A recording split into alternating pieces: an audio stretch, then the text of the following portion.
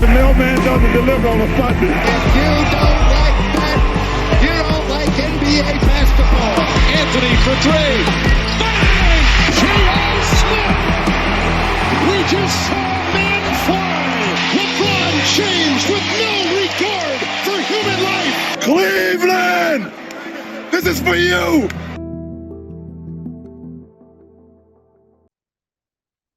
What's going on, everybody? Welcome back to another episode of Coast to Coast. I am Ronan Gaine. Joining me as always, Chris Nambu, here to talk some NBA conference finals, as well as a little bit on the draft lottery that went down. The Spurs have won the Victor Wembanyama sweepstakes, but some of the other teams that got in the top three are teams that couldn't look to move on, could move the pick, could go towards a rebuild with this pick. It's going to be interesting to see how that plays out. But before we get into it all, I just want to thank you all for making this your first listen for NBA coverage. And if you like what you are hearing, make sure to subscribe. That button is right there below you. Give us a like, drop us a comment, leave us a review. You're on Spotify. Let us know what you think, and we will keep producing that content. But Chris, I got to say good morning to you. I appreciate you hopping on very early over there. Very, very early. I'd appreciate you making that time for me. Where do we start here? Well, obviously, we've got the conference finals to discuss. It's been a very, very interesting start to both series. But I think we'll open up with the draft lottery. The Spurs won the sweepstakes. They did it. The tank meant the most to them, and they ended up winning. What do you think? Dude, number one thing I think, and yes, everyone, thank you for I need 5 minutes before I start sounding like I didn't just crawl out of bed, because that's exactly what I did. But man, no one's talking really about the draft right now. No one's talking about the guy that everyone's pinning as the next best player since LeBron James. The guy who will be a disappointment if he doesn't become Hakeem Olajuwon. No one's talking about the fact that Greg Popovich, one of the most celebrated coaches in NBA history, one of the most winningest coaches in NBA history, one of the most storied franchise, just won another generational big. Regardless of the comparisons that are being made right now, like, it's undoubtedly one of the most exciting big men that's going to be drafted in the NBA, and another chapter really in this storied franchise. Like, the Spurs have somehow looked into another generational big man, and dude, that is such a storyline, and that goes to show how good the playoffs have been. That's not being talked about. There will be a time for it, but the playoffs have been that good that someone in something this exciting, if that's going down, is not really talked about. But excited to give it its due worth for a couple of minutes here.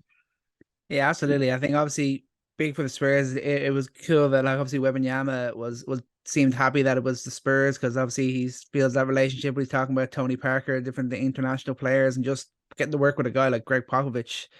You know, he's like, if you're coming into the NBA, he's like definitely one of the top three coaches. You know, you want leading you and mentoring you as you make your first steps in the NBA. The real question here is, like, where do you think they can go, even just year one?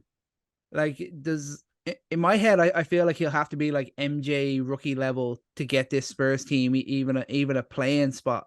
I know it's not like all about the instant impact, but when you're this guy, when you're ready to have this impact, there's going to be the pressure there to not only deliver in terms of stats, but also to show that instant impact on winning for the Spurs as well. Two things. And first and foremost, yes, he's definitely happy to be on the Spurs. But also, did you notice all the shade coming from the Rockets? The reaction was posted of him noticing the Rockets for not getting the first pick. Give a little fist bump. And I saw Jalen Smith comment on that on Twitter. I think I also saw Jalen Green, but Rockets people in general were very, very much taking notes on that. But you compare those two teams to answer your question about how good they'll be. Compare what the Spurs look like and compare what the Rockets look like. The Rockets have talent, yes, and I'm excited about their talent, and I can't wait to talk about them this summer, because I think that they have a lot of guys that could make steps. But then you look at the Spurs, and maybe you don't have that same flashy talent. You don't have a guy like Jalen Green, no. But you have a guy like Devin Vassell. You have a guy in Keldon Johnson. Two guys that I really do believe in as potentially championship like level role players. I really do believe in these guys to be at that level. Maybe not right now, but soon in the future. Like if it's not the Spurs, guys like that will be on winning teams. Then you look at Malachi Branham. He was very solid rookie, very solid rookie. Jeremy Sohan, who has shown that he hasn't. I remember like when we're looking at Draymond Green, and this is not a player comparison. I'm just talking about defensive players in their first year and what it looks like. And Jeremy Sohan looks like one of those guys that could make immediate impact defensively at a high level. We saw Trey Jones make a lot of noise as a playmaker, just like his brother. The shooting needs to come up for him, but I think they have real contributors on this team that know their roles and that have had time under Pop, and they're now receiving a highly capable competitor in Wembanyama, a guy who's going to be, I mean, says he's ready. Everyone says they're ready to compete. We'll see it when it actually comes, but I think with his game, the way it'll translate and the way this team's built, I don't think they're going to be like a major playoff team, but there's no question that they have the pieces necessary to at least try to compete, and not to mention top 5 in cap space this offseason. So anything is possible with this team. This isn't just, they're going to be patient. There's no reason not to be patient. You just lucked into the next big thing in this league. But I don't think you're going to see a Spurs organization that's going to, keep pushing for the draft next year. They're going to really be aggressive, I believe. Yeah, well, as it should be. My challenge for Victor will be, can he be the guy that gets as close to anyone that bring him back the sky hook, the Kareem sky hook, the size of this guy, the height, the advantage he's going to have? Could he do it? That's my challenge. Ronan, every shot he takes is a sky hook. It doesn't matter. It's absurd. What about some of the other top picks? We got the Hornets at 2. We got the Trailblazers at 3. Rockets and Pistons closing out the top 5. What do we think about the Hornets and Portland? Portland is the real interesting one. The kind of instantly came out once they got that 3rd pick. They're going to try and move that to get a star alongside Dame. I don't know if the value is there, even if they package it with Anthony Simons. I don't know if the value is there to get what they need to really build a top 6 team in the Western Conference around Dame. The thing is you never know what happens. You never know what happens in the offseason. That's such an obvious take, but we never predicted any of the major moves that took place. So you never know who's going to become available. I don't know. Do the Raptors really decide to make change? I don't think that. I mean, OG is a player on that team that's constantly floated around. And the reason he's constantly floated around is because every team would love to have a player like that. Every competitive team. And I think the Raptors are interested in being a competitive team. And there's just never been any signs that there's been real traction for that. And I don't think the Raptors are trying to reset that far back. But I bring that up as one example because that could change. Like that literally could change overnight. You never know where the team's direction is going to go, especially with whatever head coach they end up going with, how the organization looks at Scotty Barnes. So that's an example among many in this league where you're not sure where that's going to go. And when you have a top 3 pick, that changes a lot of things. So obviously teams are, on Twitter, it's the constant cycle of your fake trades and teams like my Bulls, which I saw. I think I sent you one. It was Shaedon Sharpe in the 3rd pick for Levine and Caruso, whatever. And I look at a package like that, and I'm using the Bulls as an example, not to be the team that will do it, but I think there's plenty of teams that are on the brink and are looking at the current competition right now. And while there is parity, there's a clear delineation of the teams that are going to continue to get better and the teams who are just not really cutting it. And the Bulls are definitely in the thick of that. So look at teams like the Bulls, maybe like the Wizards, to be aggressive for this pick, because it's not very often a top 4 pick is going to be for sale like that. Yeah, no, that's true. And there's obviously other talent outside of Wembanyama. We got Scoot Henderson, Brandon Miller, Amen Thompson. There's a lot of talent around there, and you kind of almost look at it and think that one of these guys could end up being the real prize pick of this draft because of the amount of pressure that's on Wembanyama and the focus that's going to be on him. These guys can go under the radar and really could be elite level stars. They just haven't got the traction because Wembanyama is just on that next level when we haven't even got to the draft yet. But it should definitely be interesting, and we'll certainly get into that more in a month or two when we're finished with the playoffs. But let's get into the NBA playoffs. The conference finals are well underway. We have just finished the first home stretch. We'll start out in the East. The Miami Heat are up 2-0 after 2 games in Boston. Really insane. And I thought this after watching the first game in each series. It really feels like both Miami and Denver are both, it's just their time. Some of the shots they're making, some of the runs that they're going on, it just feels like there's no stopping these guys at this moment. They're in their moment and no one is going to stop them. Obviously, only one of them could go all the way. They still haven't even secured that place yet, but the Heat are just in a mode right now that I don't see how Boston get back into this series. I mean, I'll wait to see. I'll wait to see how the Celtics respond in Game 3 before I lay an indictment. Obviously, the current indictment on these 2 games is pretty bad, and there's a lot to get into with how the Celtics have lost these games and how the Heat have continued just to be the most surprising, the most gritty, the most thrilling team to watch in this playoffs. And thrilling is interesting because we're seeing 2 very different forms of basketball from the 2 teams that are now up 2-0. You see the Nuggets and how much finesse they have and how smart they are at getting into their offense, their high-powered offense, the amount of shooting that they have.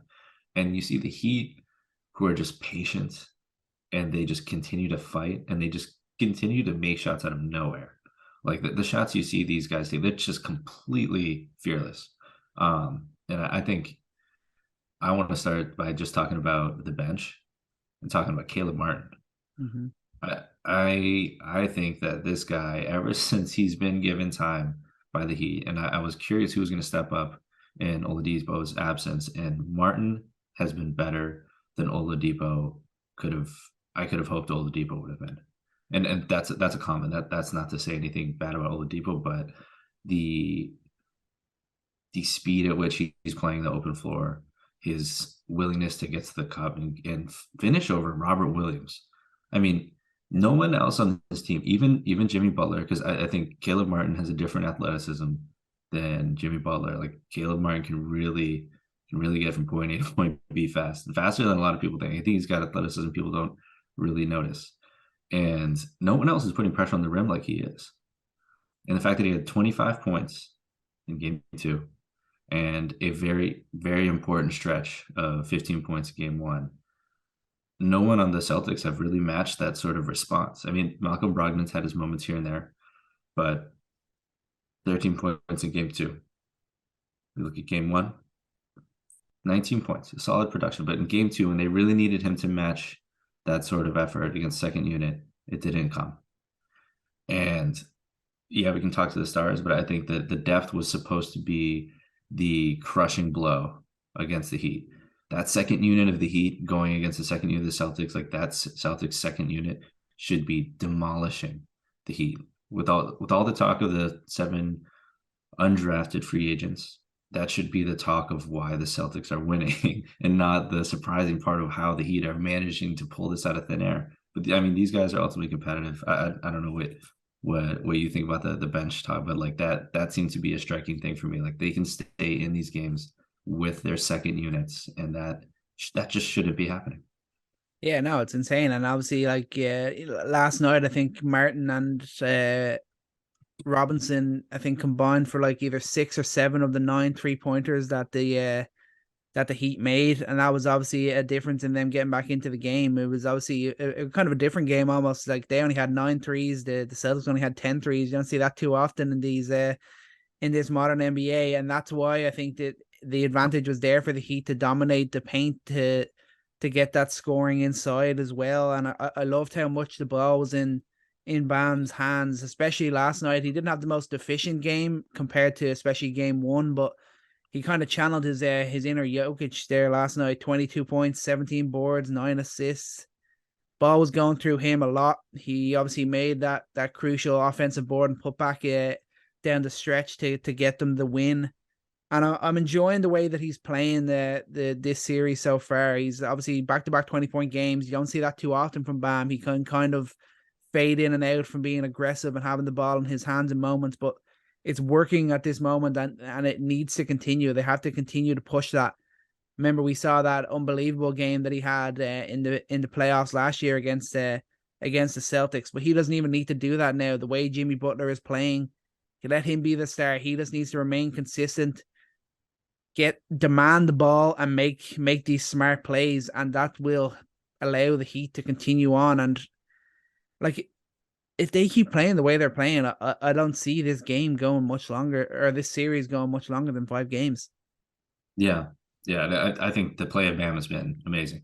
And I'm looking it up here. I think when the broadcast was talking about Bam scoring 20 points or more and them being undefeated, I think they weren't considering the past, but 15-6 when Bam scores 20 points or more since he came in the league. And it seems pretty obvious with what he brings defensively, with what he's bringing with the playmaking. But have you been surprised with how he's been offensively?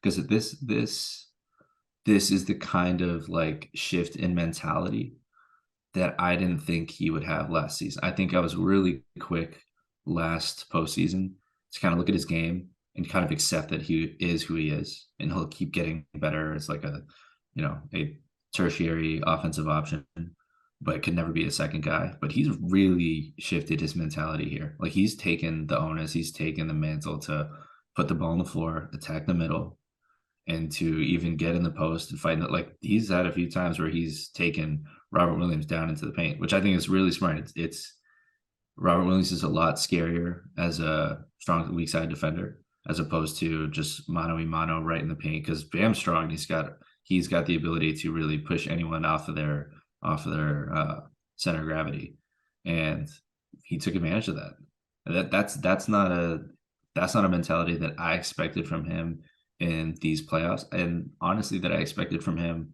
moving forward. And that's been a really surprising development for me too. Yeah, I mean, I'm not overly surprised, because this is something I demanded from Bam last year, especially after that huge game that he had against the Celtics. So I expected him to be able to get to this level, and the Heat definitely need it, especially with Oladipo going down, with Hero going down. There was no hiding place for Bam then. He absolutely couldn't just be the defensive stopper, their top defensive player. He had to be a two-way player. He had to be a 20-point per game scorer. He stepped up like that. And I mean, the Heat, they're up 0-2 after 2 games on the road. And you have the answer for me. When is the last time that the road team in the conference finals was up 2-0 after the first 2 games? Thank you for asking. I would have totally forgot that. That's what I was thinking last night. Looked around, and this answer is brought to you by ChatGPT, because StatMuse, you need to get on your game that you didn't have the answer here. But the last time a conference finals team with home court advantage lost the first 2 games at home this has never happened before. Wow. Never. And I thought maybe I'd have to narrow it down to like the last time a bottom 2 seed lost that to a top 2. Like, no, it's never happened before, period.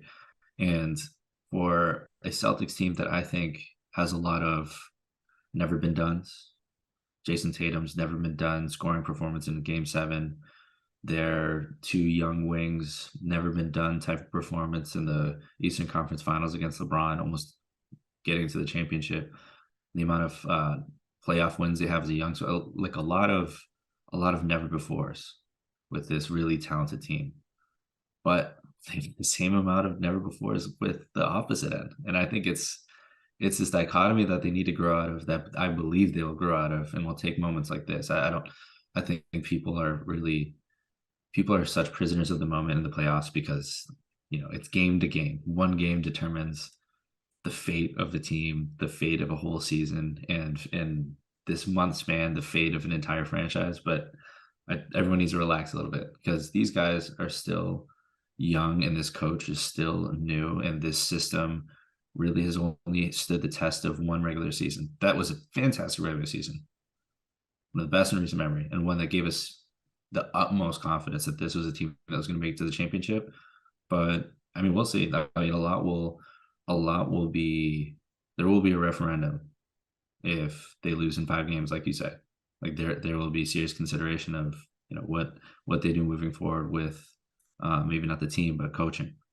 But yeah, let's. Where do you want to start with the Heat though? Because I mean, the Heat have been fantastic. I think the Celtics beat themselves, but what have you seen from the Heat though? What they've been doing that really got them in this, kept them in this? It's obviously you can get into the specifics, but it's just a doggedness of this Miami team. Especially we saw like that like obviously game 1 they have that 46-point third quarter, like that is just insanity. They just hit that spark. They literally could barely miss a shot, and that got them over the line in the end. But it was like I was saying before, it just feels like this is their moment. Like think about that 3 that Jimmy Butler hit to stretch it to 10 points in that game 1 closing out. That was a more heavily contested 3 and looked just as bad as that one LeBron took in game 1 against the Nuggets. But it went in for Jimmy because Jimmy he's just in that moment and things are just dropping for him because he's just playing that well. And you look at that, and then you look at last night, the game, they went down double digits early and they fought back. And then when it happened again, I was like, okay, surely the Celtics are going to have enough just to close it out. They're not going to blow them out here, but they have enough of a lead now that they can take advantage of this. But no, the Heat stay with it. They can come up with a lot of stops. They can give the ball to Jimmy. They can give the ball to Bam. You're getting that production off the bench from Caleb Martin, from Duncan Robinson as well.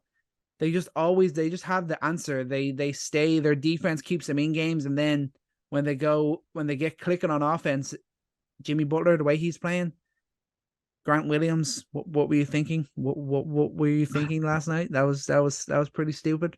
But I mean, they close out the game on a 24-9 run. That's impressive to do that on the road against this Celtics team that should be full of confidence. The way they closed out that series against Philadelphia, and the TD Garden being one of the hardest places to go for an opposing team. The Heat they're just in that zone. Yeah, I wanna I wanna defend Grant Williams a little bit here, for 2 reasons. One,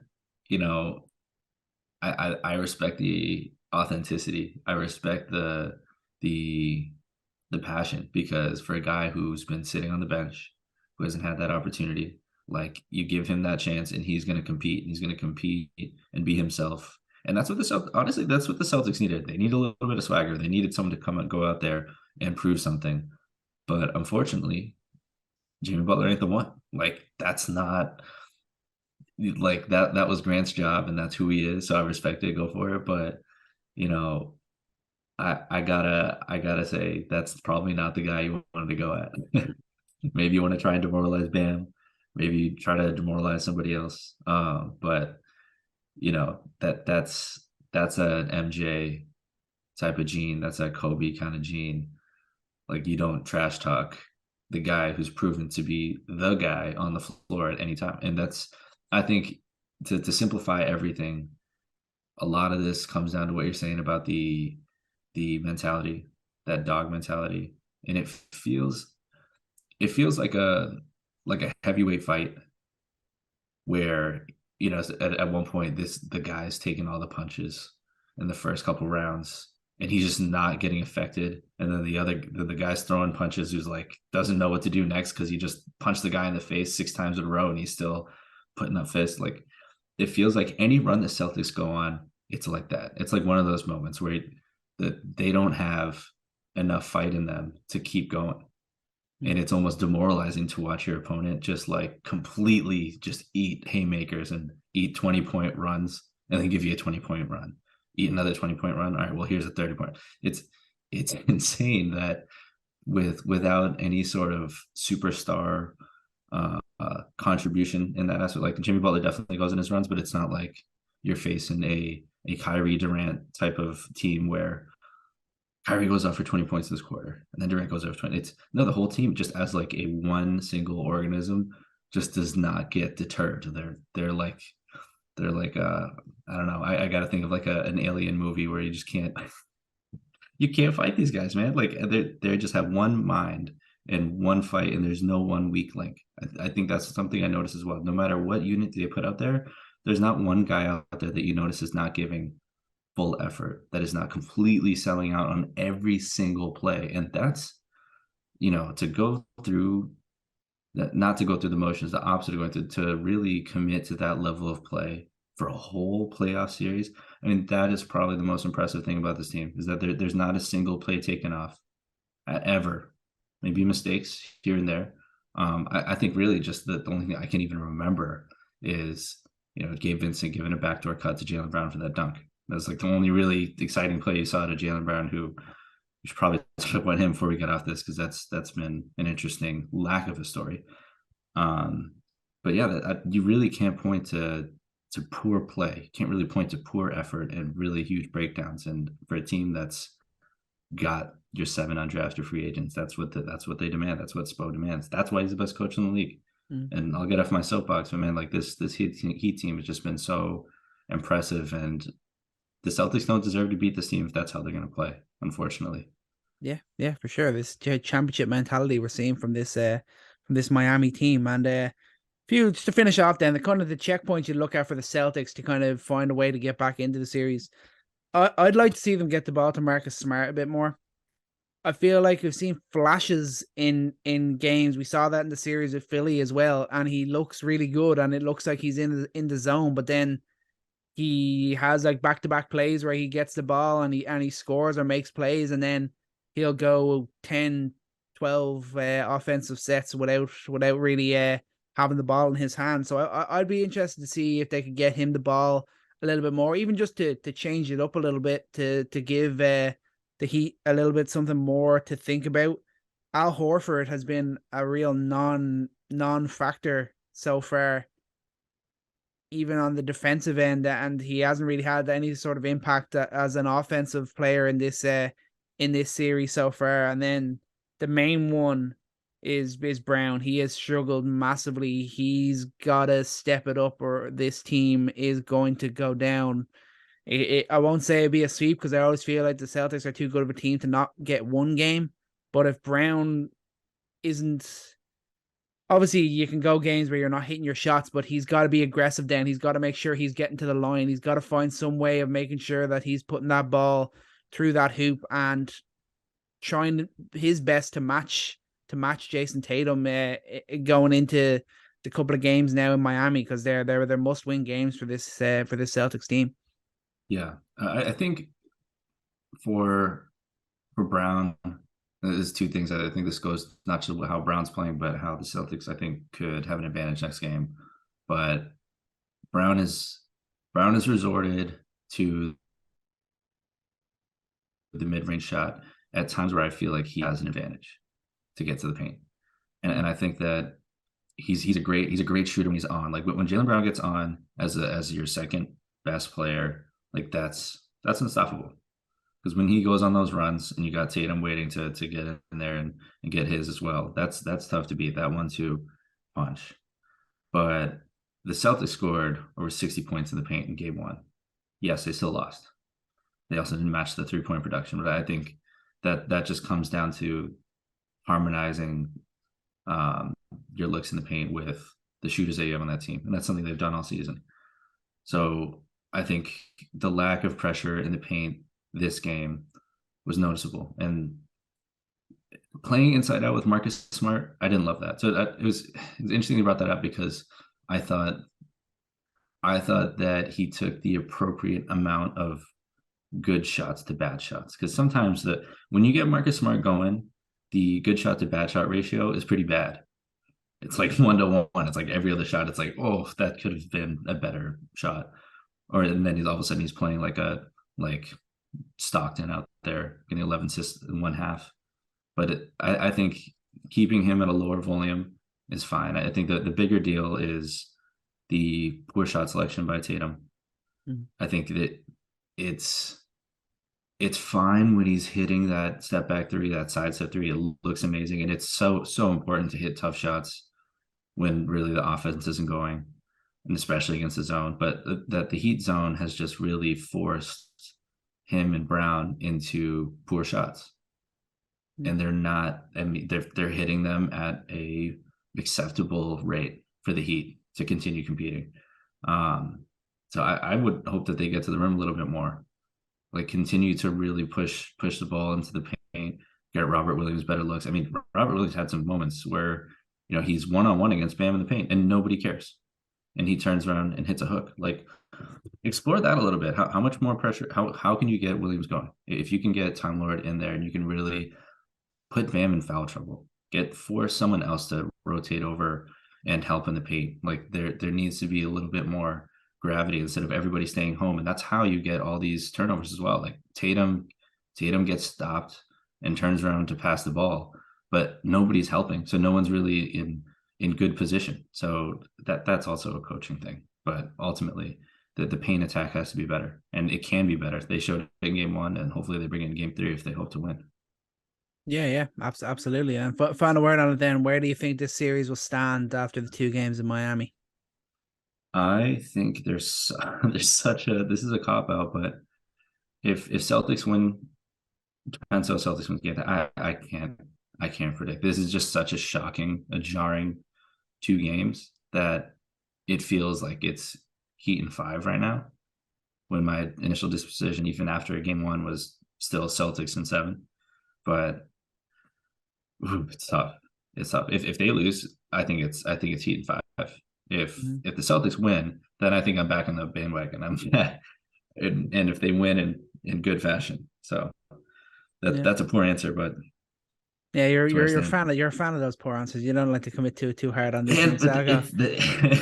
Everything tilts. It's a big tilt. Yeah, there's always room for tilt, especially when the Celtics are the type of team that they are. But I think I'm seeing the Heat up 3-1 after these 2 games in Miami. I think they're playing that well, and they're going back to their home floor. I think they'll be able to get at least one of those games, and I just think the Celtics are good enough to be able to steal at least one as well.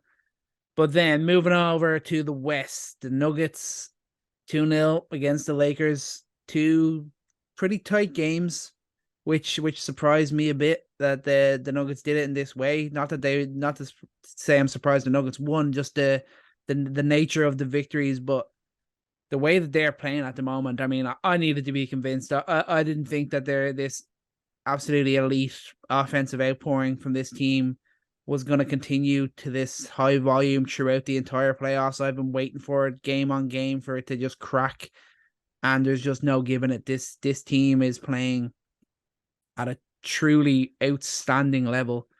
Something we haven't seen.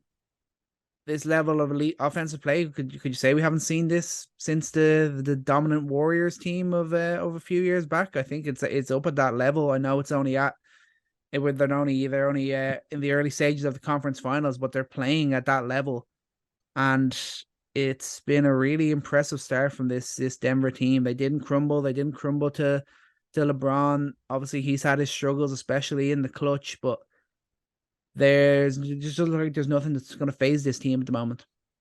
Yeah. Just looking at it, I'll have an answer for you for that in a second, because that is an interesting answer. What has been the best offensive rating?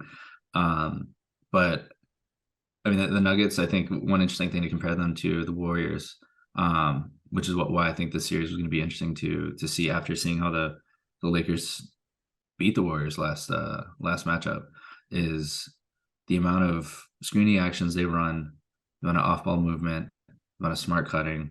The only difference being is that everything is obviously flowing through one player, and it's been nail biting, man. Because last game, I mean, let's rewind to game 1. End of game 1, the Nuggets yet again have a 72 point first half against the Lakers.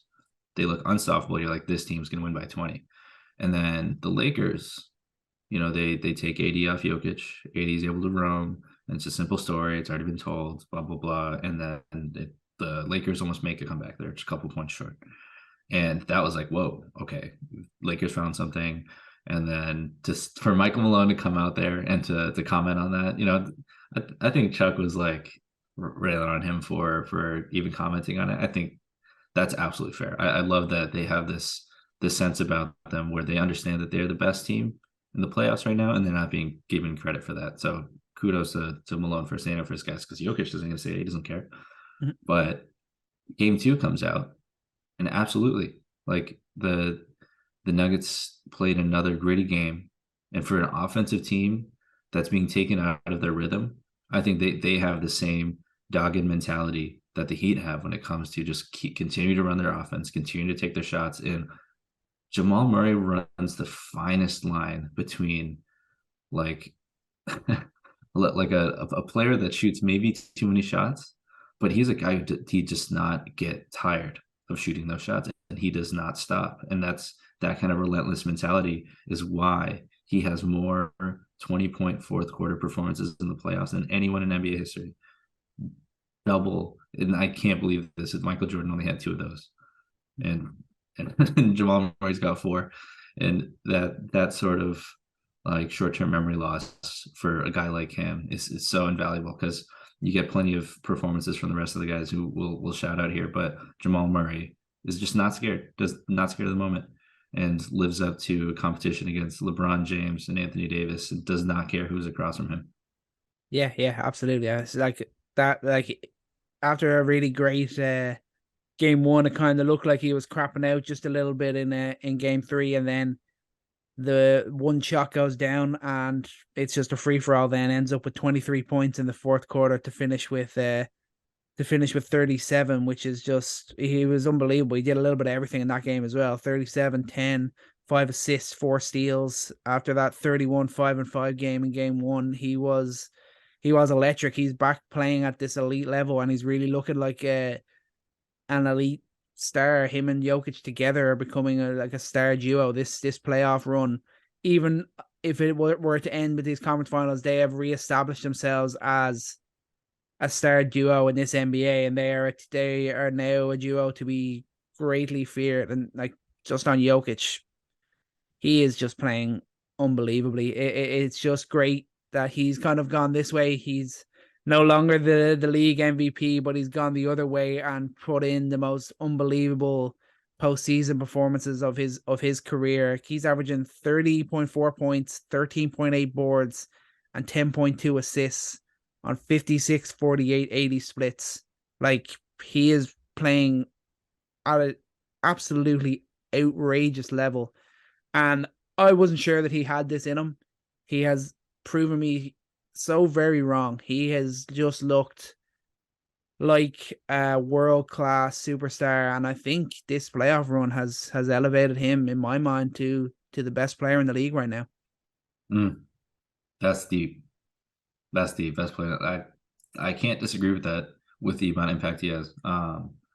And it's the scoring, I think, is the biggest difference. You see a few years ago how reluctant he could be at times to take over, and then now it's like he knows how to choose his spots. I mean, there's times in game 2 where you felt like he could have pushed a little bit more, could have scored a little bit more, got to a shot, but I mean, he has been just uncanny, unfatigable, even though he looks fatigued from like the tip. Like, this is not meant to be an insult, but like, there's not a bigger mouth breather I've ever seen on national television. The dude just looks absolutely gassed from the minute it's tip off, but he is constantly running the floor. He's constantly, playing the point. And defensively too. I hate to skip over Jokic's offense, but it's something, if you watch Jokic, you've seen it a million times before, and it's impressive that you continue to see it. I mean, just the pace of play. One thing I will say about Jokic's offense is it's fascinating to watch how the little things he does to get to his shots. I mean, no other big in the league has that kind of floater that he has, the touch that he has around the rim. Doesn't matter what angle he's at. If he can get a release off, I mean, that's as close as you get to a sky hook as Jokic's floater. That doesn't matter where he's at. He can be like 10 feet from the basket, get an offensive rebound, and get a floater up. He could be falling away from the basket on the right or the left side. Doesn't matter. You can't get him uncomfortable. For a guy who's constantly looks unathletically uncomfortable at all times, it works to his advantage because it doesn't matter if if the defense gets into him. But regardless of the offense, which has been absurd, the defense has been interesting because Anthony Davis has not been able to dominate him in the paint. Mm-hmm.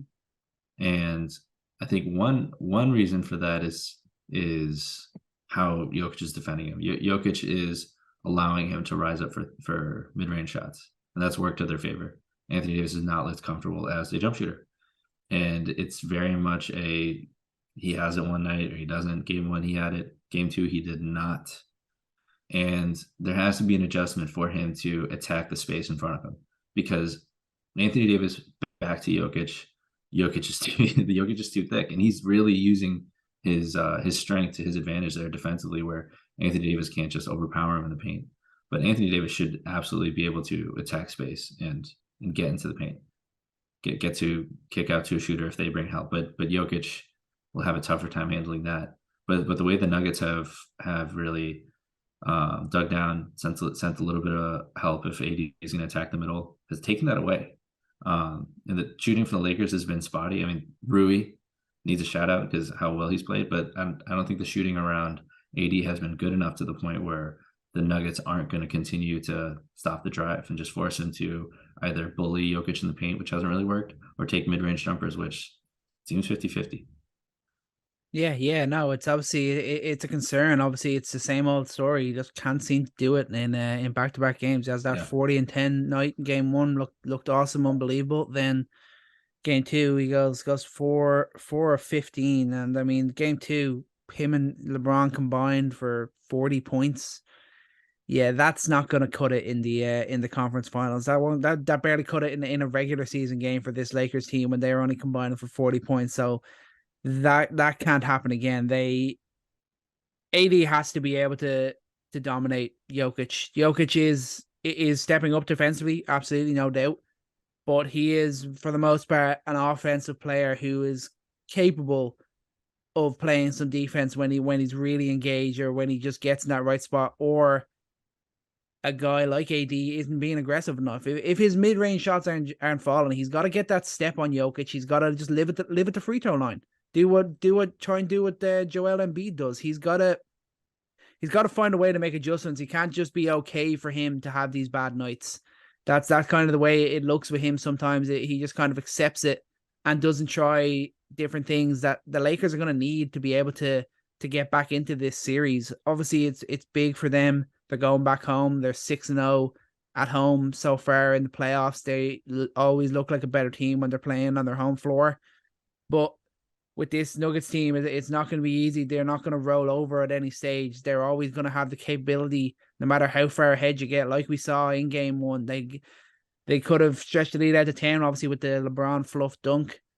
But they are always staying around. They had the lead of multiple occasions in that game, but when the Nuggets get hot, they are almost impossible to stop. The Lakers have to remain hot themselves. They have to find those go-to plays that they can go to, and they know we're going to either get free throws off this or we are going to get baskets. That's the way they're going to have to play it, because they're not going to be able to take any time off in these over these next 2 games, because they have to win them both on their home floor. Yeah, absolutely. I think I'm thinking back right now to calling out Anthony Davis and LeBron James, which is fair for sure. Absolutely fair. Those 2 best guys need to lead the way. But where I want to ask you though, where's the accountability for D'Angelo Russell? Where's the accountability for Dennis Schroeder, who I'll give him credit for the defense he's played, but offensively just completely missing. Where's he been? And I think there are opportunities for them to get more involved and to be more aggressive, but it just hasn't happened. And that question is very, very loud when you have the consistent production from Austin Reeves. Yeah. Where's the accountability for those guys? Yeah, the biggest thing that it's shown is that the Lakers have no choice but to pay Austin Reeves in the off season. That's one thing that this playoff run is showing for sure. But yeah, no, it's true. The thing with Schroeder, obviously, you kind of you let it slide a little bit more against the Warriors because he was doing such a good job defensively on their like on Curry. He's still doing a good job defensively. But yeah, obviously he needs to deliver that a bit more. And D'Lo as well. The main reason I don't look at it with him, it's almost I just don't expect it from him, and that's not good enough because he is a top level player when he wants to be. He's had big playoff nights. He's had big runs, good games in this playoff run. And when he's only averaging 10 a game or even less than that, it's not good enough. And he has to, even if he can just come up and hit like 2-3 threes in a game. He can be your 3-point shooter. They need that, and he can get like production outside of that. He's got to be their best 3-point shooter almost outside of I guess Reeves. D'Lo's got to be the next one after that, and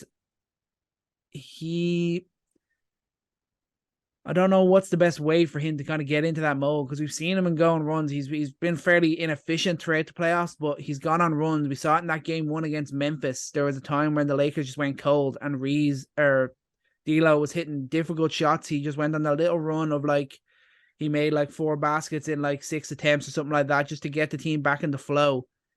He's gonna have to have one of those. I feel like he's gonna have to have one of his big nights over these next 2 games to make sure that this Lakers team pick up the dubs and stay perfect on their home floor. And if he doesn't, the question marks are going to be asked, and he will probably be looked at moving on from the summer, and it'll be another failed tenure in LA for him. No.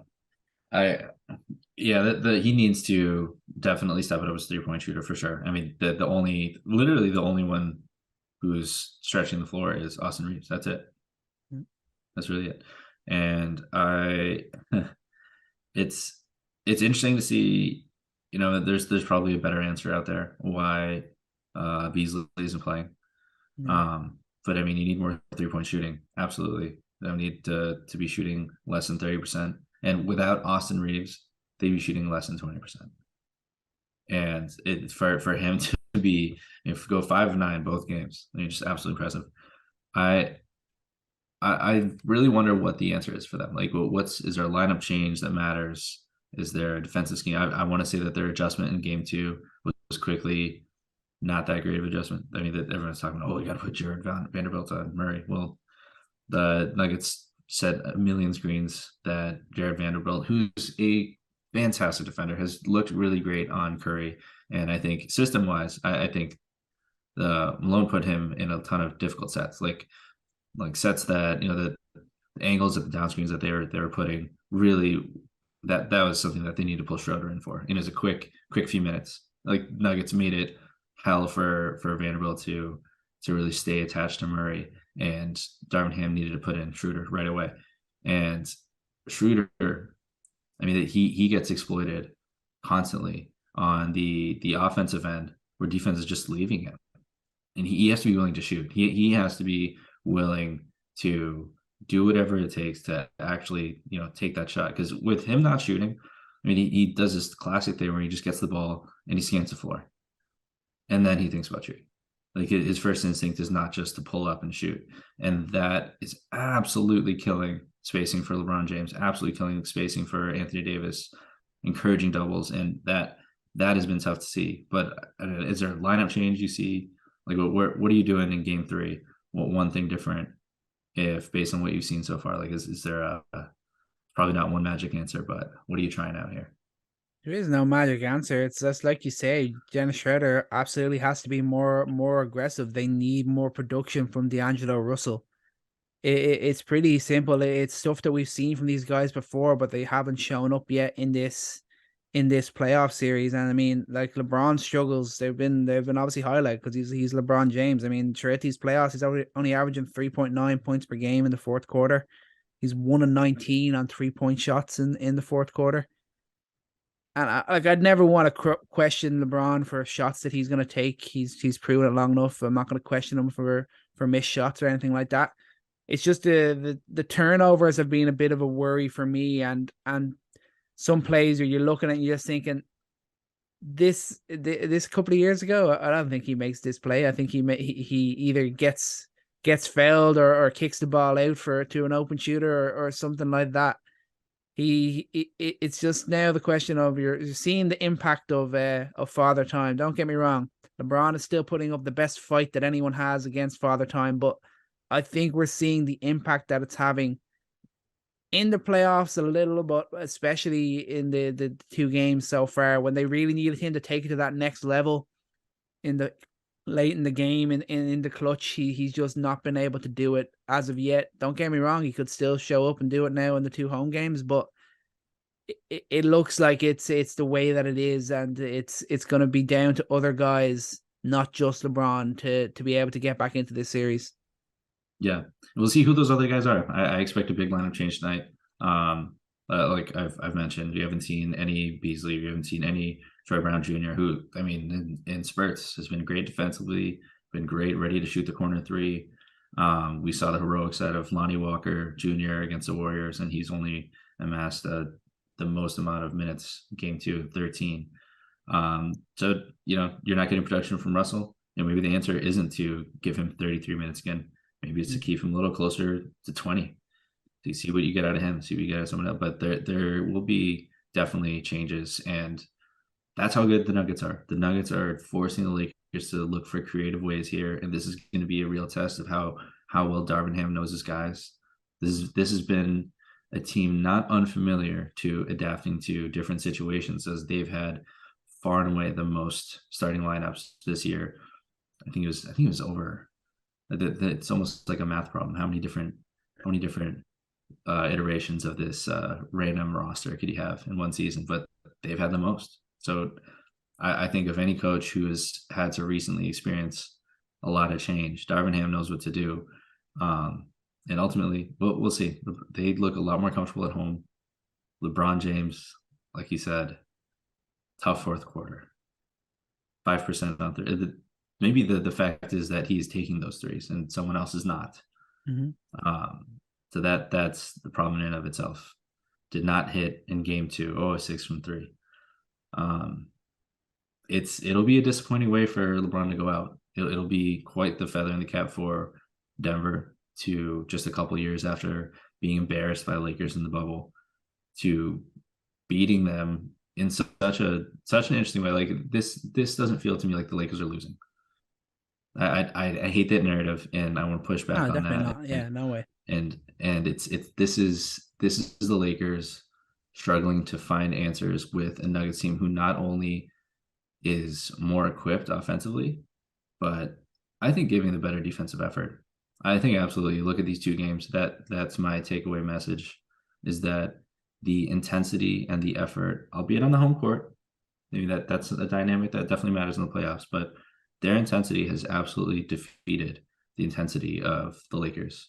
Just the physicality of Aaron Gordon, even the physicality of Michael Porter Jr. Give him a quick shout out for, he's really, really like selling out on shooters. Like he's really contesting those shots, and then he's getting back into play.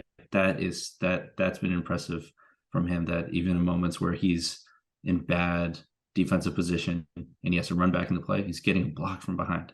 Bruce Brown, just unbelievable. And Christian Braun as a rookie, I mean, he's getting good minutes defensively out there. But Bruce Brown, I mean, that's been the star of the show. Maybe that would be my last point on Nuggets, because I feel like I feel a little vindicated, very vindicated, I should say, because he was a fun little acquisition in the offseason last year, and I think we mentioned it last pod. But I mean, he's just not afraid of the moment. And shout out, he's a Massachusetts guy. I think he's from Lowell. I got to look it up again, but he's from Massachusetts, and that guy's just hard nosed.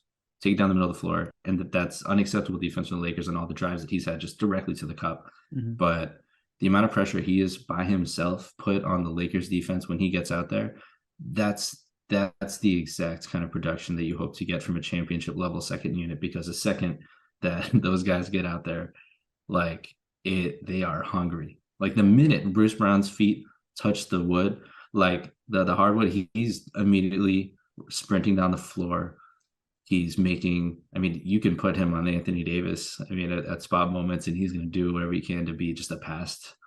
And it's impressive. His leadership for that second unit and the energy he brings has been a major piece to this story that the Nuggets are putting together in this postseason. Yeah, no, he's been absolutely unbelievable, and in these two games as well as the rest of the playoffs, and MPJ as well. Not just obviously defense is the big thing, but also 7 of 13 so far on 3-pointers in this series. He keeps that up, and that's a huge impact for this Denver team. But I'm going to remain confident. I'm going to do my best to remain confident. And I'm going to say the Lakers remain perfect at home, and we get this series to 7 games, and just make the Nuggets think about it. The Nuggets, no doubt, are the better team in this series, 100%. I just think the value of the home floor is huge for this Lakers team, and I think they'll continue to fight. LeBron can't go down on a sweep or anything like that. It can't possibly go down like that, or at least I hope anyway. But Nuggets playing unbelievable basketball, no doubt. As good as Miami are, I still think Denver the best team in this left in the playoffs, and they got to be the favorites as we look ahead now. But I think that's going to do it for today's episode. Thank you all so much for listening, and my thanks to Chris for getting up very, very early to record with me. Continue to enjoy these playoffs. Lakers Nuggets game 3 tonight, must win for the Lakers.